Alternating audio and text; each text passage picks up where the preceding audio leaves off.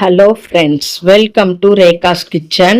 இன்னைக்கு நாம் முட்டைக்கோசு கூட்டு எப்படி செய்யறதுன்னு பார்க்கலாம். அதுக்கு ஃபர்ஸ்ட் நான் குக்கர் பாத்திரம் எடுத்து வச்சுட்டேங்க. அதில் 1/4 கப் அளவு கடலைப்பருப்பு ஆட் பண்ணியிருக்கேன். இப்போ நம்ம நல்லா வாஷ் பண்ணிட்டு வந்துடலாம். 3 தண்ணி ஊற்றி நல்லா வாஷ் பண்ணிட்டேன். இப்போ அதில் 4 பச்சை மிளகா, 10 பல்லு பூண்டு, பெரிய வெங்காயம் 2 பொடியா கட் பண்ணது, 2 பெரிய சைஸ் தக்காளி. இப்ப முட்டைக்கோசை நான் கட் பண்ணி வச்சிருக்கேன் பொடி பொடியா, அதையும் நம்ம ஆட் பண்ணிக்கலாம். எல்லாத்தையும் ஆட் பண்ணியாச்சு. 1/2 டீஸ்பூன் மஞ்சள் தூள் போட்டுக்கலாம். கூட்டுக்கு தேவையான அளவு உப்பு போட்டுக்கலாம். உப்பு போட்டு தண்ணி 1.5 டம்ளர் வைக்கிறேன், கரெக்டா இருக்குங்க. இப்ப நம்ம குக்கர் மூடி போட்டு அடுப்புல வச்சிடலாம். விசில் போட்டு 3 விசில் வர வரைக்கும் நம்ம வெயிட் பண்ணலாம். இப்ப வானல் அடுப்புல வச்சுட்டேன்.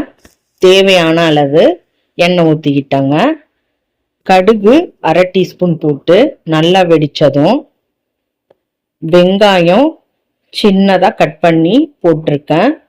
10 பல்லு பூண்டு தட்டி வச்சிருக்கேன், அதையும் போட்டு நம்ம நல்லா வதக்கிக்கலாம். நல்லா இந்த அளவுக்கு வதக்கினதுக்கு அப்புறம் ஒரு கொத்து கருவேப்பிலை ஆட் பண்ணிக்கலாம். ஆட் பண்ணி நம்ம நல்லா வதக்கி விட்டுக்கணும். இப்ப 3 விசில் வந்துடுச்சு இல்லைங்களா?